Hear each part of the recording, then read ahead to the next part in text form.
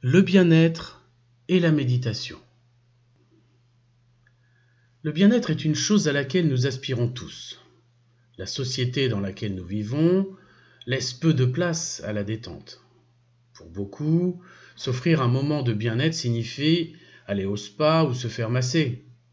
Ce genre de loisir a un coût et la détente qu'il procure est éphémère et ne dure que le temps de la séance. Nous retournons ensuite à nos activités quotidiennes et parfois au stress que l'on gère avec difficulté. Pourtant, le bien-être se trouve en nous et ne demande qu'à émerger pour envahir le corps et l'esprit afin d'affronter la vie avec sérénité et bienveillance. Le psychisme et l'état d'esprit peuvent freiner le bien-être.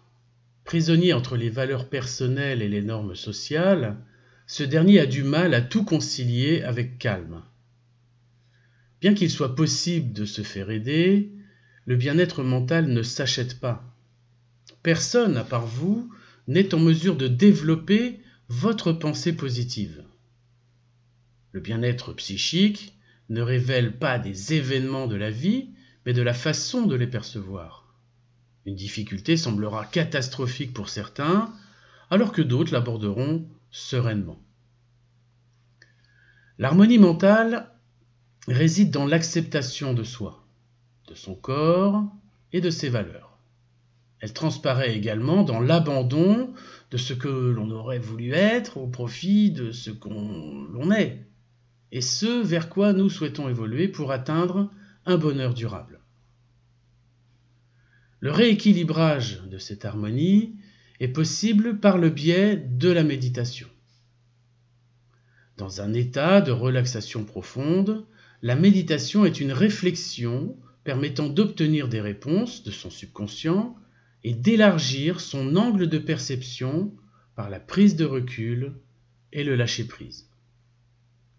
La méditation est en effet un bon moyen de faire le point et d'apprendre à aborder son environnement sans se laisser simplement porter par la vie. La méditation nous permet d'entrer en relation avec une plus large dimension de soi. La méditation est une pratique tellement ancienne qu'aucun écrit n'atteste de sa naissance. Les historiens estiment que ses débuts remontent à plus de 5000 ans. La méditation a fait l'objet d'une transmission orale de génération en génération durant des siècles. Son fonctionnement ne sera retranscrit qu'au 1er siècle par des moines bouddhistes qui accompagnait Bouddha, Siddhartha Gautama, et ce dernier commença à faire connaître la méditation en Inde et dans d'autres pays orientaux. L'enseignement de la méditation gagnera ensuite tous les pays du monde. En se propageant, la méditation a évolué pour devenir une pratique qui dépasse la sphère religieuse. Elle peut donc être pratiquée par toute personne, croyante, agnostique ou athée. De nos jours, la méditation se pratique sous de multiples formes et inspire bon nombre de techniques de relaxation et de développement personnel. Quelle que soit la forme qu'elle prend, la méditation a pour but d'atteindre un niveau de conscience supérieur. L'accès à ce niveau de conscience supérieure permet d'avoir une qualité de vie en meilleure harmonie avec ses valeurs profondes, mais aussi avec les autres et son environnement. Certains appelleront ce niveau de conscience la sagesse, la spiritualité, ou encore le niveau sophroliminal. Quel que soit son nom, il permet de mieux se connaître et de trouver ses véritables priorités. Pour améliorer notre quotidien, nous allons nous centrer vers cette philosophie héritée des bouddhistes et survoler quelques techniques de méditation centrées sur le bien-être. Les principes de la méditation. La méditation est une forme de concentration profonde visant à obtenir des réponses de la part de notre subconscient. Nous utilisons quotidiennement notre conscience. Nous sommes conscients qu'elle existe et cela nous différencie des autres espèces.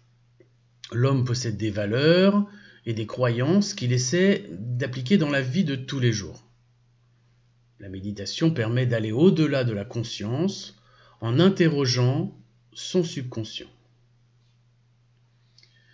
Le subconscient est une banque d'informations permettant de stocker les données provenant de la conscience qui ne sont, a priori, pas utiles au quotidien. Ce système permet de soulager le travail de la conscience, et si l'on se souvenait consciemment de chaque seconde de notre vie, de chaque élément de notre environnement, de chaque parole entendue, le surmenage nous guetterait bien avant l'âge adulte. La conscience ne conserve que l'essentiel pour le bien-être, l'autonomie et le développement de la personnalité de l'individu. Le subconscient est également un mécanisme de défense permettant de libérer la conscience des données qui pourraient perturber gravement le sujet. C'est ainsi que l'on voit apparaître des amnésies de différentes formes. L'accès au subconscient ne s'effectue que lors de rares moments comme l'endormissement, le sommeil paradoxal, le réveil et la relaxation profonde sont toutes sous toutes ces formes.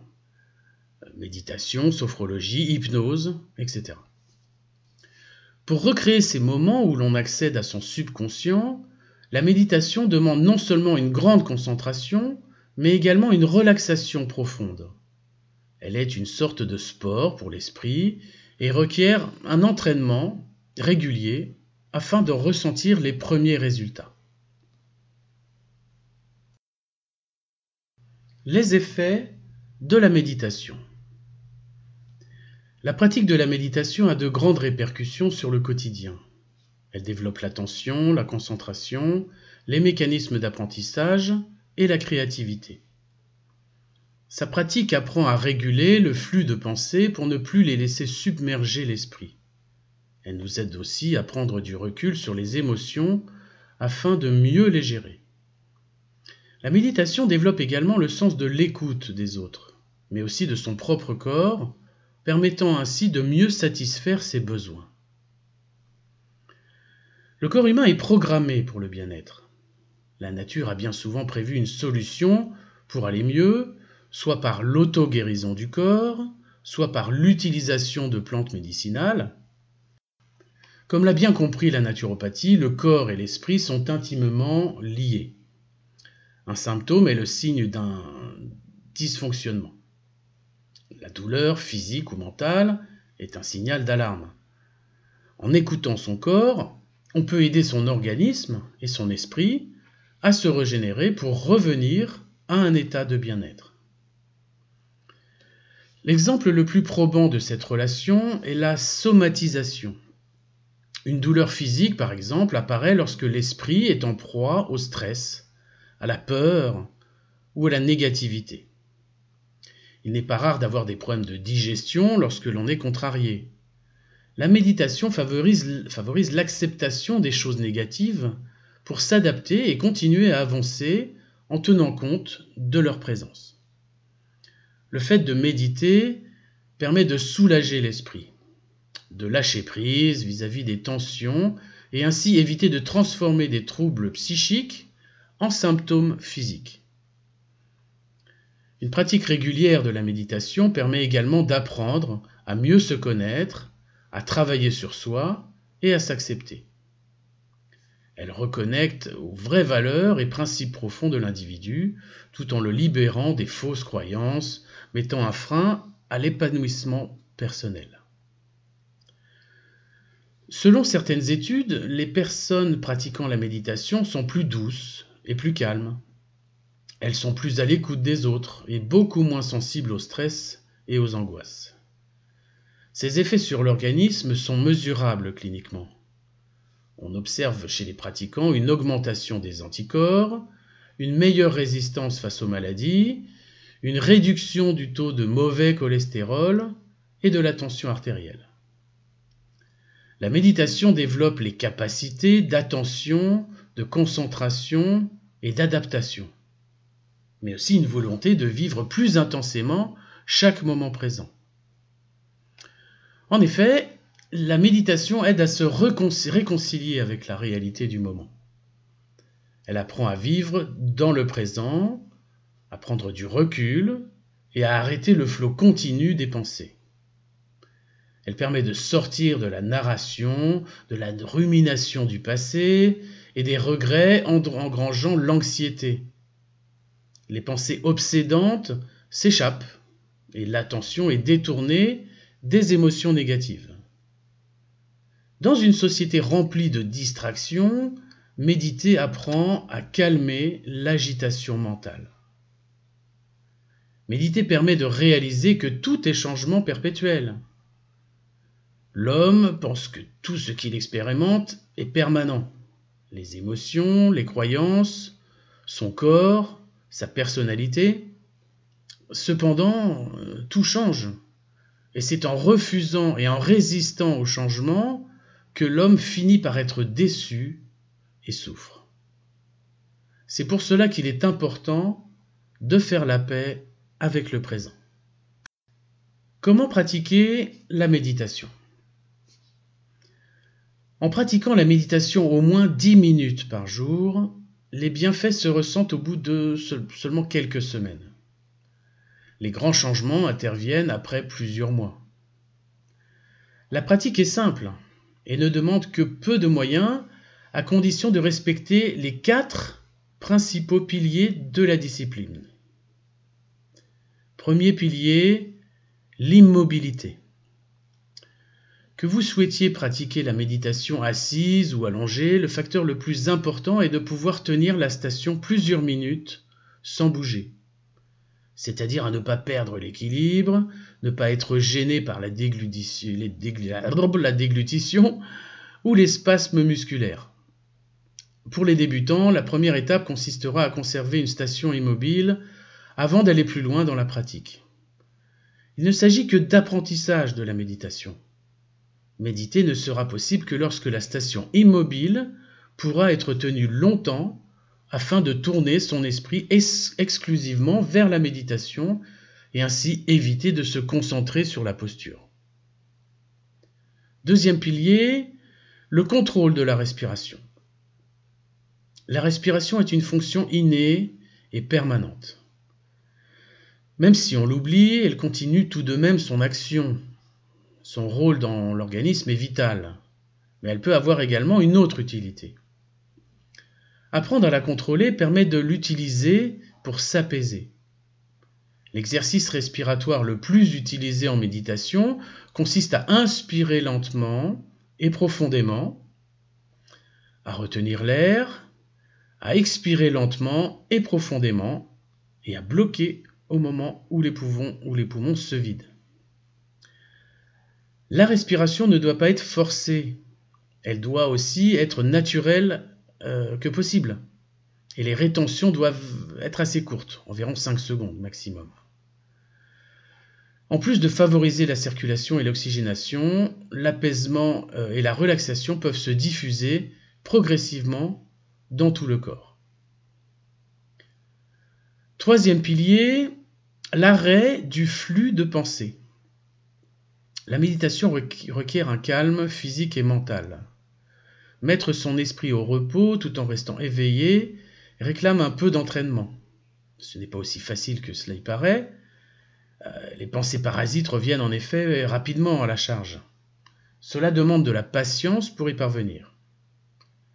Chaque fois qu'une pensée arrive, il faut se faire un peu violence pour ne pas y prêter attention. Faire le vide dans sa tête deviendra de plus en plus facile au fur et à mesure des séances. Autre pilier, la concentration. L'attention se fixe sur une image mentale, une perception, un son ou une odeur par exemple, ou un objet. Cet exercice développe la concentration et réorganise les idées afin de pouvoir en prioriser certaines et prendre du recul par rapport à d'autres. Le but est de ne pas se laisser déconcentrer de l'objet, de ne pas penser à autre chose. Une fois que vous êtes capable de maîtriser ces 4 notions, ces 4 piliers, la méditation en elle-même peut commencer. La séance de méditation. Une séance de méditation se prépare. Il faut choisir un lieu, idéalement dédié à la seule pratique de la méditation. Cela peut être une pièce entière, une partie du jardin, un endroit tranquille dans un parc, ou dans la nature, ou tout simplement un coussin posé dans le coin d'une chambre ou de votre bureau. Veillez à choisir un moment où vous ne serez pas dérangé. Éteignez le téléphone, l'ordinateur, etc. La sonnette, et coupez-vous du monde, l'espace de cette parenthèse. La méditation est un moment rien qu'à soi. Une fois que vous êtes tranquille et installé de manière à ne plus bouger, faites le vide dans votre esprit et profitez de cette paix intérieure. Ne verbalisez plus, même mentalement, pour ne pas rompre votre état méditatif. Essayez entre autres, même si c'est impossible, de ne plus penser. La méditation ne se maîtrise pas dès la première séance. Une pratique régulière permettra, avec un peu de patience, d'obtenir les réponses que l'on cherche sur soi, sa spiritualité, mais aussi sur le monde qui nous entoure. Ne vous attendez pas à un flash comme un éclair de génie durant la séance. Les résultats se font sentir dans le quotidien. Votre raisonnement évolue, votre calme intérieur qui perdure de plus en plus au fil des séances permet d'analyser son être et son environnement de manière à mieux les comprendre, mieux les accepter, mieux s'y adapter. En devenant une habitude, la méditation entraîne une réflexion de plus en plus poussée à mesure que vous la pratiquerez. La méditation de pleine conscience. La méditation de base que nous venons de décrire est accessible à tous. Pour parvenir à obtenir un changement dans son quotidien, elle réclame du temps et de l'assiduité. Alors qu'ils en ont le plus besoin, les personnes aux emplois du temps surchargés et les parents de jeunes enfants trouvent difficilement la disponibilité pleine et entière de consacrer un temps hebdomadaire à la méditation. Il est toujours possible, bien entendu, de se débloquer un laps de temps pour pratiquer lorsqu'on a réellement envie de méditer. Mais bien souvent, le rythme effréné de nos vies fait que nous culpabilisons si nous prenons ce temps pour cette activité, même si celle-ci est incroyablement bénéfique pour notre bien-être. Heureusement, la méditation de base n'est pas la seule forme de méditation. Il existe aussi la méditation de pleine conscience, qui est plus accessible et maîtrisable facilement par tous. Des études ont également été menées sur les pratiquants de la méditation de pleine conscience, et celles-ci ont mis en lumière une nette amélioration de l'humeur, une meilleure gestion de la douleur et de l'endurance, mais aussi une réduction de l'impact du stress et de la fatigue. À l'instar de la méditation de base, celle de pleine conscience permet de développer ses capacités d'acceptation, de prise de recul, d'adaptation et de lâcher prise. Les émotions négatives sont ainsi dédramatisées puis acceptées plus facilement. Cela permet de s'adapter et de continuer à avancer sans être freiné. Cette façon de réagir possède l'avantage de limiter la survenue de crises de panique et d'épisodes dépressifs. Comme son nom l'indique, la méditation de pleine conscience consiste à prendre pleinement conscience d'un instant, d'une scène qui se déroule sous vos yeux et des sentiments intervenant simultanément. C'est un arrêt sur image, une pause dans le temps pour savourer le moment. La méditation de pleine conscience peut se pratiquer n'importe où, n'importe quand. L'exercice est d'une facilité enfantine, et d'ailleurs, sans même le savoir, chacun l'a déjà expérimenté. Alors, comment pratiquer la méditation de pleine conscience ? Que ce soit chez vous durant un moment de détente, lors d'une soirée entre amis, en marchant dans la rue ou dans la nature, vous pouvez faire une séance de méditation de pleine conscience. Il suffit de prendre du recul, et de vous placer d'une certaine manière hors du temps. Regardez la scène qui se déroule sous vos yeux comme si vous n'étiez que le simple spectateur d'un film. Observez. Tournez votre regard vers l'intérieur et observez maintenant ce que vous ressentez en voyant cette scène. Que percevez-vous? Une odeur, un contact tactile, une musique? Qu'est-ce que cela déclenche comme émotion chez vous? Observez à nouveau la scène et accordez de l'importance aux détails, les visages, les événements, les vêtements, les éléments du décor, le son de la voix, la fraîcheur ou la chaleur de l'air. Écoutez à nouveau ce que cela évoque en vous. Ancrez l'instant dans votre mémoire, ancrez les sensations positives afin de pouvoir les recréer en vous lorsque vous devrez apaiser un stress ou une angoisse. Soyez conscient que vous gravez un souvenir dans votre mémoire, un souvenir dont vous connaîtrez chaque détail, chaque perception, chaque émotion, et que vous pouvez mobiliser en cas de besoin. Une séance de méditation de pleine conscience peut durer le temps que vous souhaitez et intervenir autant de fois que vous le souhaitez. Ici et maintenant. Ce genre de méditation est une reconnexion directe avec le moment présent. Durant cet état méditatif, vous ne vous souvenez plus du passé. Vous ne vous projetez pas dans le futur, vous êtes ici et maintenant. Vous prenez conscience que votre pouvoir sur votre vie n'agit que dans le présent. Le passé est derrière, le futur est encore loin. Seul le moment présent vous permet d'être acteur. Seul le présent vous permet de voir, d'entendre et de ressentir ce qui se passe à cet instant précis afin d'être acteur de vos choix. C'est aussi à cela qu'aspire la méditation. Redevenir acteur de sa vie, ne plus la subir, vivre pleinement en harmonie avec son moi profond, son environnement et autrui. La méditation permet de se relaxer et de se créer un refuge imaginaire où se ressourcer pour ensuite mieux affronter la réalité, la vivre sereinement et prétendre au bonheur. La méditation a été l'inspiratrice de bon nombre de techniques de développement personnel.